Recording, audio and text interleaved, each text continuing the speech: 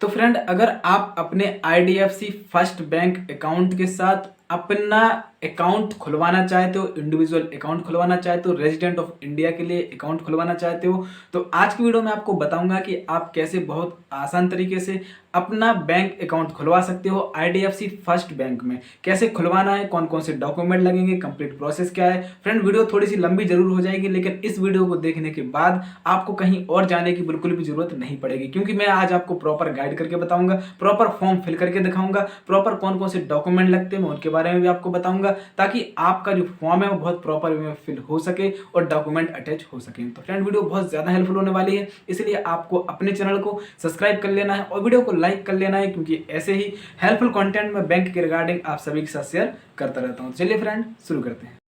अगर आप अपने आईडीएफसी फर्स्ट बैंक में अपना सेविंग अकाउंट खुलवाना चाहते हो इंडिविजुअल के लिए, अगर आप रेजिडेंट ऑफ इंडिया हो, तो फ्रेंड बहुत आसान तरीके से अपना सेविंग अकाउंट आप अपने आईडीएफसी फर्स्ट बैंक में खुलवा सकते हो। कैसे खुलवाना है, कंप्लीट प्रोसेस क्या है, कौन कौन से डॉक्यूमेंट लगेंगे, कितने समय में हमारा अकाउंट ओपन हो जाएगा, आज की वीडियो में हम प्रॉपर बात करने वाले हैं। तो फ्रेंड, वीडियो बहुत ज़्यादा हेल्पफुल होने वाली है, इसलिए मेरी आपसे एक छोटी सी गुजारिश है, आपको अपने चैनल को सब्सक्राइब कर लेना है और वीडियो को लाइक कर लेना है, क्योंकि ऐसे ही हेल्पफुल कंटेंट मैं आप सभी के साथ शेयर करता रहता हूँ। बैंक के रिगार्डिंग जितने भी अपडेट्स होते हैं, जितने भी इश्यूज होते हैं, मैं आपको अपने इस चैनल पर देता रहता हूँ। चलिए फ्रेंड, शुरू करते हैं। सबसे पहले फ्रेंड, आप लोग देख पा रहे होंगे कि मेरे हाथ में एक फॉर्म है, जिसको हम बोलते हैं इंडिविजुअल अकाउंट ओपनिंग फॉर्म। इस फॉर्म को कैसे फिल करना है, उससे पहले हम इस पर बात कर लेते हैं कि आप ये फॉर्म मिलेगा कहाँ। तो भाई, आपको ये फॉर्म आपके बैंक ब्रांच में भी मिल जाएगा, और आप चाहो तो इस पर्टिकुलर फॉर्म को अपने गूगल क्रोम ब्राउजर से भी डाउनलोड कर सकते हो। चलिए अब बात करते हैं कि ये फॉर्म को फिल कैसे करना है। भाई, तो यहाँ पे देखिए, सबसे पहले ऊपर की ओर दिया गया है एप्लीकेशन डेट। फ्रेंड, वीडियो थोड़ी सी लंबी हो सकती है, लेकिन इस वीडियो को देखने के बाद आपको कहीं और जाने की बिल्कुल भी ज़रूरत नहीं है, इसलिए आपको स्टेप बाय स्टेप बहुत अच्छे से समझना है, क्योंकि अगर आप छोटी सी भी मिस्टेक कर दोगे तो भाई आपका समय और पैसा दोनों की बर्बादी हो सकती है। तो इसलिए आपको बहुत स्टेप बाय स्टेप वीडियोस को देखना है, बहुत सिंपल तरीके से, बहुत आसान तरीके से मैं आपको समझाऊंगा, और वीडियोस के साथ बने रहना है शुरू से लेकर एंड तक। तो चलिए फ्रेंड, यहाँ पे हम लोग बात करते हैं एप्लीकेशन डेट।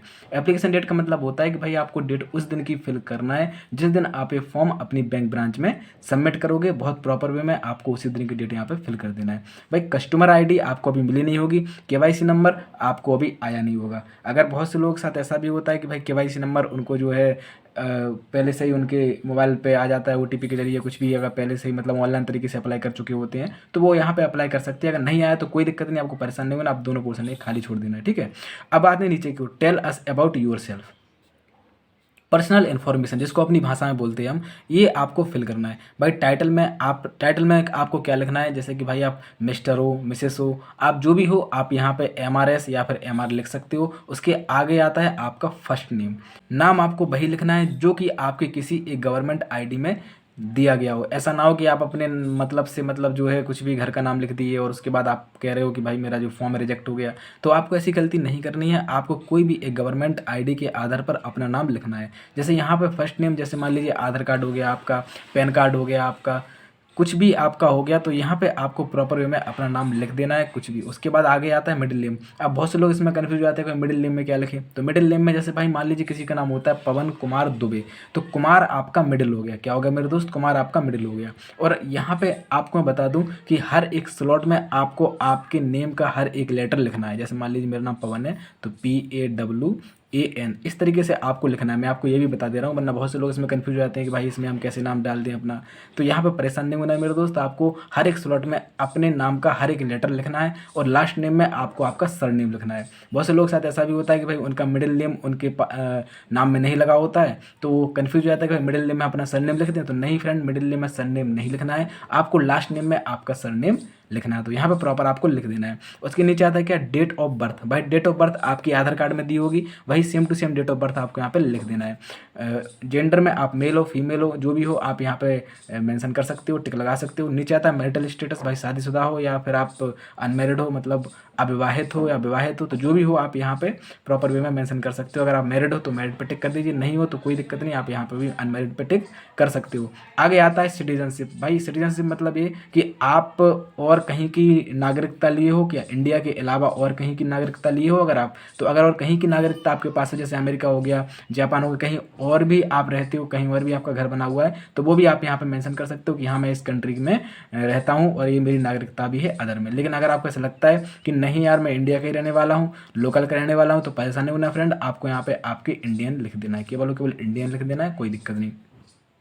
अब आते थोड़ा सा नीचे की ओर, एप्लीकेंट मेडन नेम, मतलब है कि भाई आप यहाँ पे अपनी माता जी का नाम लिख सकते हो, बहुत सिंपल वे में, कोई दिक्कत नहीं, आप प्रॉपर वे में आप यहाँ पे लिख दीजिए जो भी है मिस, जो भी आपकी माता जी का नाम सेम जैसा कि आप यहाँ पे लिखे हो। नीचे आता है प्लेस ऑफ बर्थ। अब देखिए यहाँ पे आपका जन्म स्थान क्या है, वो जन्म स्थान आपको यहाँ पर लिख देना है, यानी कि आपका प्लेस ऑफ बर्थ, कहाँ आपका जन्म हुआ था, उस वो स्थान आपको यहाँ पर लिख देना है, वो जगह का नाम आपको यहाँ पर लिख देना है।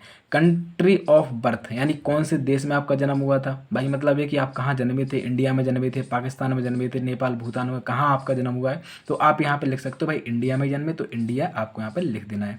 अब नीचे आता है देखिए क्या, अगर आपको ऐसा लगता है कि नहीं आप टैक्स पे करते हो, मैं किसी दूसरी कंट्री में टैक्स पे करता हूँ, मेरे पास खुद का आइडेंटिफिकेशन नंबर है, टैक्स आइडेंटिफिकेशन नंबर है, टिन नंबर है, तो फ्रेंड आपको परेशान नहीं होना है, आपको यहाँ पर सारी की सारी डिटेल फिल कर देनी है टिन नंबर के साथ, जो भी है अदर कंट्री में अगर आप कुछ भी किसी प्रकार कोई बिजनेस करते हो वहाँ पर टैक्स पे करते हो, तो अगर नहीं करते हो तो कोई दिक्कत नहीं, आपको ये वाला पोर्सन पूरा खाली छोड़ देना है। थोड़ा नीचे आ जाएंगे, यहाँ पे लिखा हुआ है क्या, टिक कर लेना है आपको फादर नेम मैंडेटरी, यानी कि फादर नेम आपको यहाँ पे लिख देना है, टिक कर देना, और पिताजी का नाम आपको यहाँ पे लिख देना है, जो भी है मिस्टर, यहाँ पे आपको लिख देना आपके पिताजी का नाम क्या है, फर्स्ट नेम, मिडिल नेम और लास्ट नेम में सरनेम उनका आ जाएगा।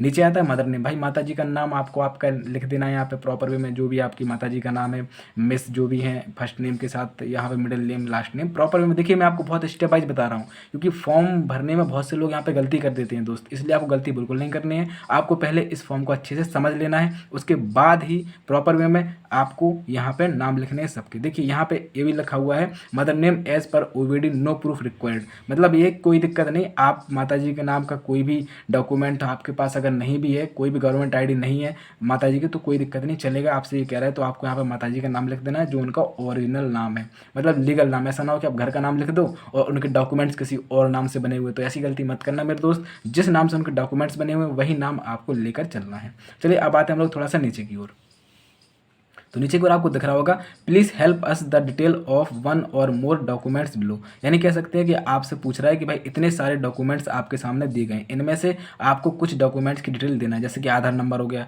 सीधी सी बात है आधार नंबर आपके पास होगा ही होगा, तो आधार नंबर फ्रेंड आपको यहाँ पर लिख देना है।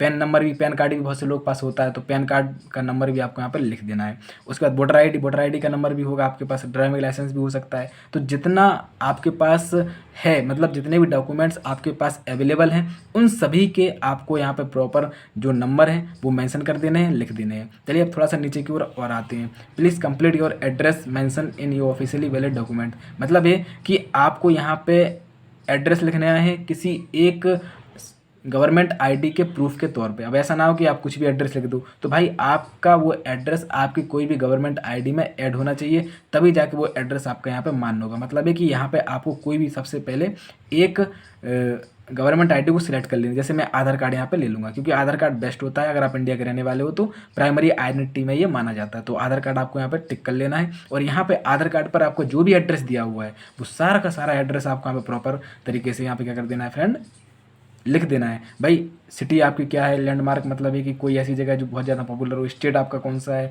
कौन से स्टेट के रहने वाले हो, उत्तर प्रदेश के रहने वाले हो आप, बिहार के रहने वाले हो आप, कहाँ के रहने वाले हो आप, तो स्टेट भी लिख दीजिए, पिन कोड के साथ आपको यहाँ पे मेंशन कर देना। करंट एड्रेस भाई सेम एज एबव, आपको यहाँ पे सेम एज, अगर ऊपर का ही आपका है, मतलब ऊपर यही आपका करंट एड्रेस है और यही आपका जो परमानेंट एड्रेस है, तो फ्रेंड आपको परेशान नहीं होना, सेम एज बिलो कर देना है आपको, सेम एज अबव, और यहाँ पे आपको सेम टू सेम वही का वही लिख देना है। चलिए हम लोग थोड़ा सा नीचे की ओर आते हैं, तो फ्रेंड नीचे आपको दिया गया है क्या, how would you like us to reach you, मतलब ये कि भाई आपके पास क्या कॉन्टैक्ट है, मतलब आपके पास मोबाइल नंबर, लैंडलाइन नंबर, मतलब बैंक आप तक कैसे पहुँचेगा, कोई भी इन्फॉर्मेशन हुआ, कोई भी नोटिस हुआ वो आप तक कैसे पहुँचाएगा, तो मोबाइल नंबर फ्रेंड आपको यहाँ पर लिख देना है अपना, लिख दीजिए फ्रेंड। मोबाइल नंबर प्रॉपर लिख देना है। लैंडलाइन नंबर आपको यहाँ पर लिख देना है। जो भी आपका लैंडलाइन नंबर हो, जो भी आपके घर में लगा हुआ हो टेलीफोन, तो उसका नंबर आपको स्टडी कोड के साथ लिख देना है। मेल आईडी जो आप इस्तेमाल करते हो प्रॉपर वे में मेल आईडी लिख दीजिए। कैपिटल और स्मॉल लेटर का बहुत ध्यान रखना है आपको मेल आईडी में। बहुत से लोग इसमें गलती कर देते हैं फ्रेंड। आपको बहुत अच्छे तरीके से देखना है, एक एक तरीके से देखना है, गैप नहीं देना है आपको बिल्कुल भी। गैप का मतलब है कि आपको कोई भी एक स्लॉट नहीं छोड़ना है, हर एक स्लॉट को आपको कवर करना है, क्योंकि मेल आईडी में गैप बहुत कम लोग देते हैं। मेल आईडी में गैप मिलता ही नहीं है। तो आप समझ रहे हो फ्रेंड, मेल आईडी आपको बहुत प्रॉपर तरीके से फिल करना है। चलिए हम लोग आते हैं दूसरे वाले पेज पर। तो फ्रेंड यहाँ पे ये वाला पहला वाला पेज हमारा फिल हो चुका है। अब दूसरे वाले पेज पर हम लोग आते हैं।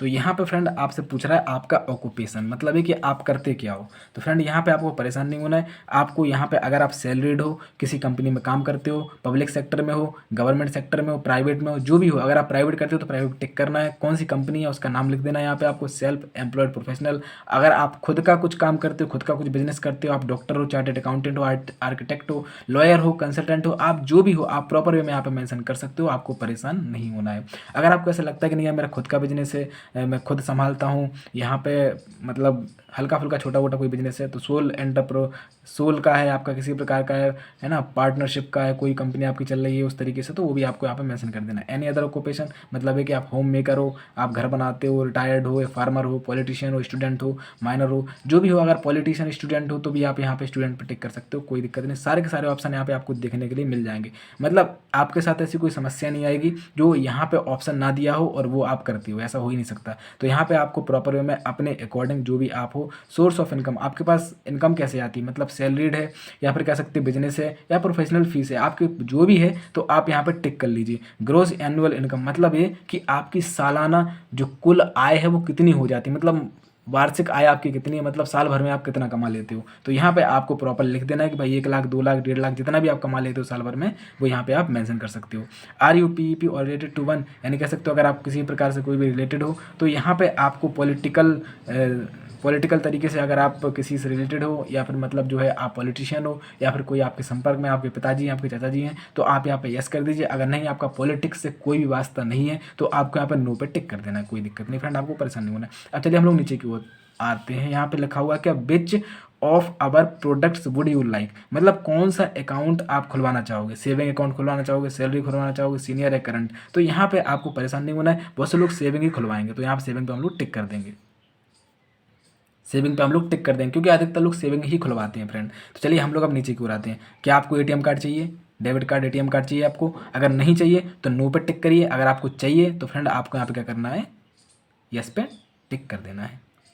और यहाँ पे देखिए, अगर आप चाहिए आपको एटीएम कार्ड, तो यहाँ पे आपको आपका वो नेम लिख देना है जो आप अपने एटीएम कार्ड पर प्रिंट कराना चाहते हो। तो वो नेम यहाँ पे आपको लिख देना है, जो भी नेम है आपका।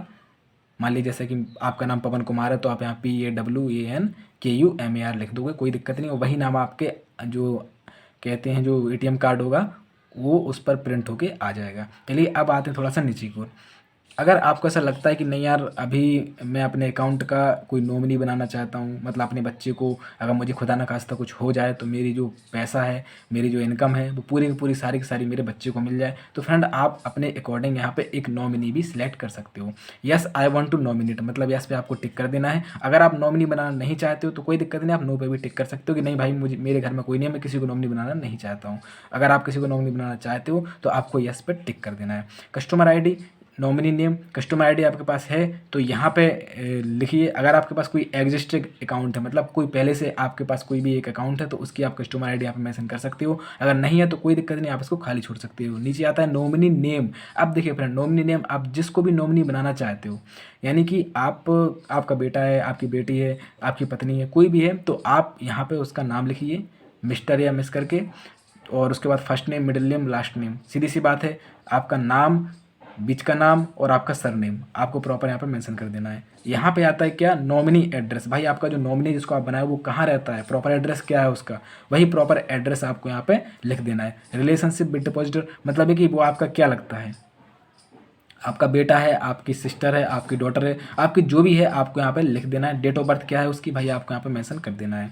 उसके बाद आता है क्या, if the nominee is minor, मतलब है कि अगर नॉमिनी आपका 18 साल से कम का है, यानी कि अभी उसकी उम्र 18 वर्ष नहीं हुई है, तो आप उसकी जगह पे किसी और को नॉमिनी बना सकते हो, यानी गार्जियन को किसी को बना सकते हो। जैसे कि अपनी पत्नी को बना दीजिए, या फिर मतलब जो है अपनी पत्नी ही बेस्ट रहेगी मेरे हिसाब से, क्योंकि भाई वो आपके बेटे के बारे में कभी गलत नहीं सोच सकती भविष्य में। तो इसलिए आप अपनी पत्नी को ही यहाँ पे मेंशन कर दीजिए। अगर पत्नी नहीं है आपकी तो कोई दिक्कत नहीं, आप अपनी माँ को कर सकते हो। भाई जब तक आपका बच्चा है वो 18 साल तक का होगा, तब तक ऑटोमेटिक जो होगा वो आपके अकाउंट का नॉमिनी बन जाएगा 18 साल के बाद। यहाँ पे किसी प्रकार कोई वेरिफिकेशन कराने की जरूरत आपको नहीं पड़ेगी। तो यहाँ आप फिलहाल में अगर आपका बच्चा जो है 18 साल से कम का है, तो आप यहाँ पे किसी गार्जियन को मेंशन कर सकते हो, गार्जियन एड्रेस आप यहाँ पे लिख सकते हो। और यहाँ पे आपको क्या करना है, प्रॉपर वे में कोई दिक्कत नहीं। अब यहाँ पे आपको एक बार मेंशन कर देना कि हाँ भाई जो भी है मैंने पूरी तरीके से मतलब जो है अच्छा किया है, पूरा फॉर्म अच्छे से फिल किया हुआ है। और please mention the nominee name in the statement advice passbook, मतलब पासबुक में अगर आप अपने नॉमिनी का नाम प्रिंट कराना चाहते हो तो यहाँ पे टिक कर लीजिए।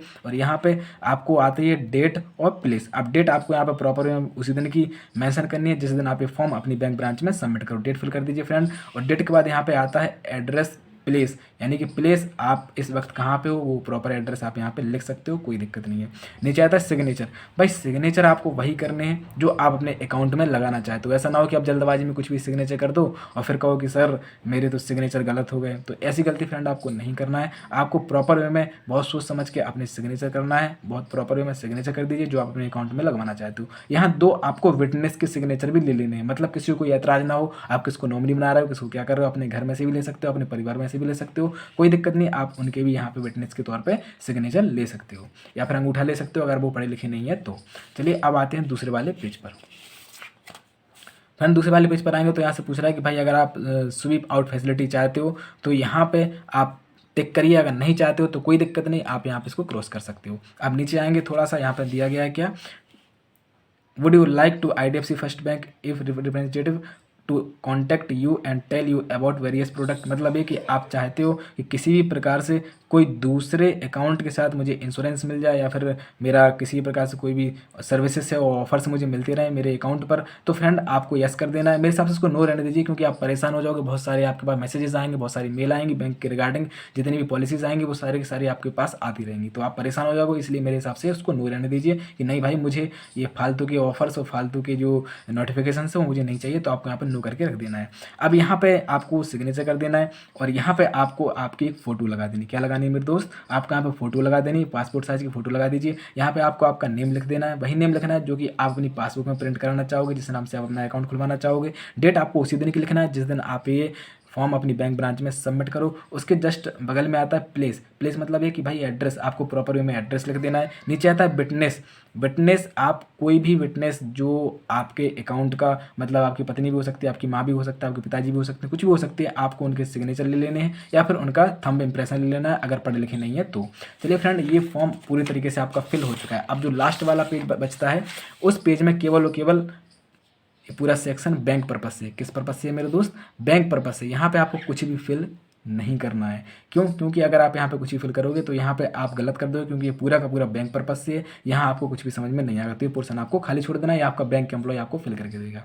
तो चलिए अब बात कर लेते हैं डॉक्यूमेंट कौन कौन से लगेंगे। तो भाई डॉक्यूमेंट जैसा कि मैं आपको बताया था कि भाई जितने इतने सारे डॉक्यूमेंट आपको यहाँ पे दिए गए हैं। आधार नंबर दिया गया है, वोटर ID दी गई है, ड्राइविंग लाइसेंस दी गई है। आपको कम से कम 2 ID प्रूफ तो लेकर ही जाना है अपने बैंक में। ओरिजिनल भी लेकर जाइए और फोटोकॉपी भी साथ में लेकर जाइए। फ्रेंड आपको फिलहाल तो यही दोनों लेके जाना है, कोई दिक्कत नहीं। आपका जो अकाउंट है वो पूरी तरीके से खुल जाएगा IDFC फर्स्ट बैंक में। मैं आशा करता हूँ कि आज की वीडियो आपको पसंद आई होगी। वीडियो अच्छी लगी हो तो चैनल सब्सक्राइब कर लीजिए और वीडियो को लाइक कर लीजिए, क्योंकि ऐसे ही हेल्पफुल कंटेंट मैं आप सभी के साथ शेयर करता रहता हूँ। मिलते हैं अगली वीडियो के साथ, तब तक के लिए ख्याल रखिए अपना, स्वस्थ रहिए, मस्त रहिए। Thank you so much.